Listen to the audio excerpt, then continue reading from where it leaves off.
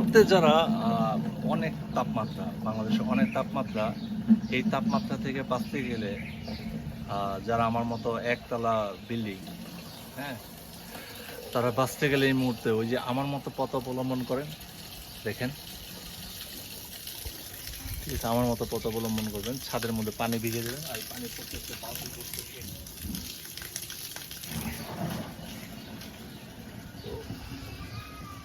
পুরা ছাদ ভিজাইতে হবে, ঠিক আছে। পুরো ছাদ ভিজিয়ে রাখলে দেখেন যে বালতি ভরার পরে আমি পুরো ছাদের মধ্যে পানি দিয়ে দিই, এতে করে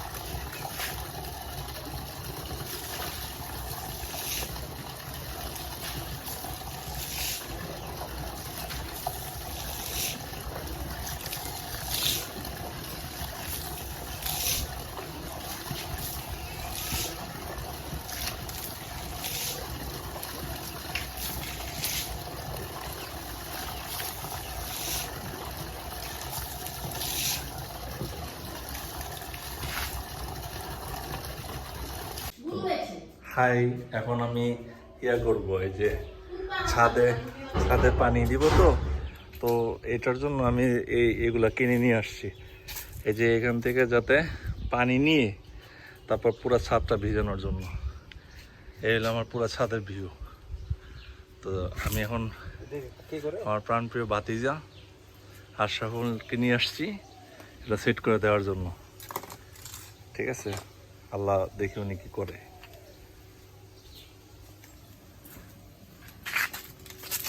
অনেক গরম, ও মাই গড, হিউজ গরম।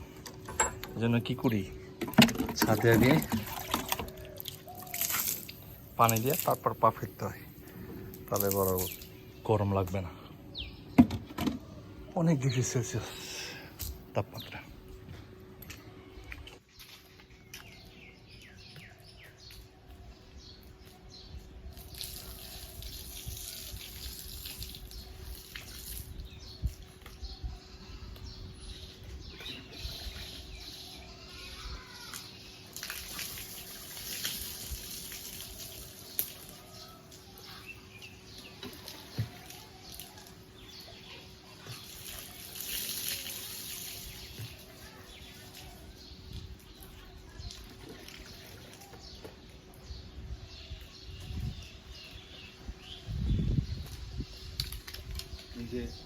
নিজে গোসলও করি, ছাদও ভিজাই।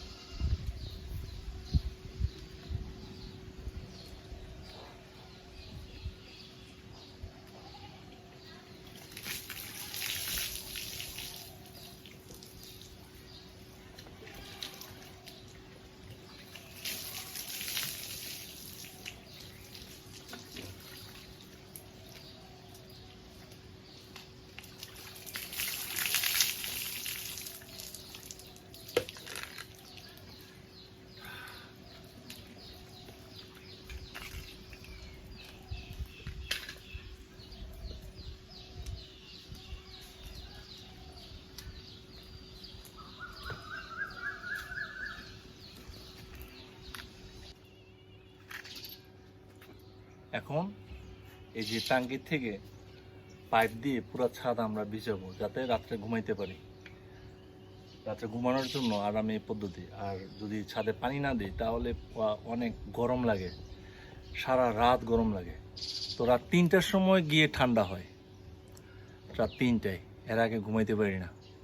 যার জন্য এই ব্যবস্থা, ছাদ ভিজাবো আর আরামে রাত্রে ঘুমাবো, দেখি কি করে।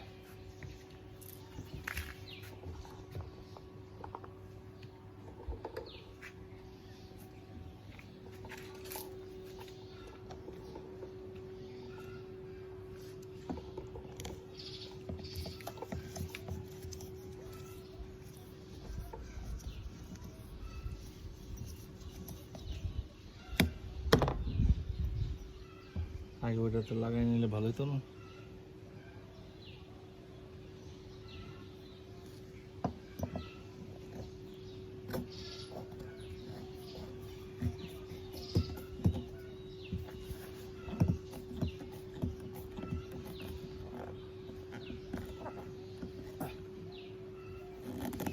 এটা গুরুক সমস্যা নাই, মানে এটা তো ফুল ভর্তি।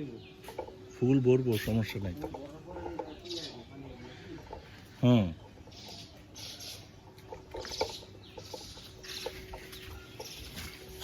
এটা ফুল ভরার পরেই তো সমস্যা নেই। টাঙ্গিটা টাইট করে লাগাই দিলে, নাও লাগাও।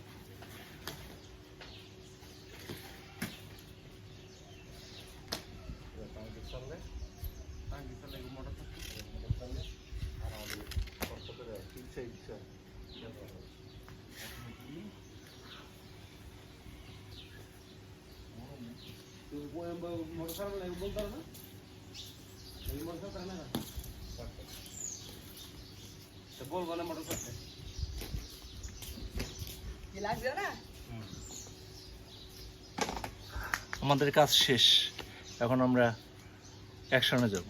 দেখি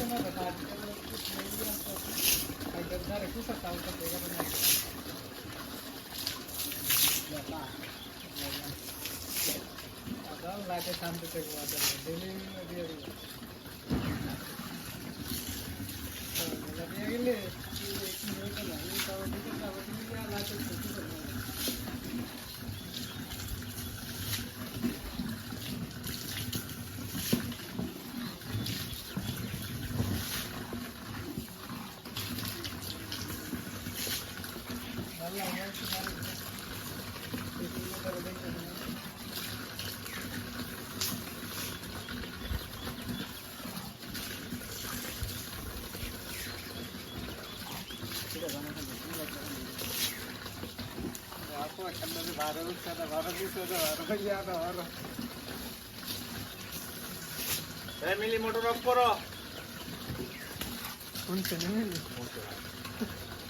গানা বাদা গা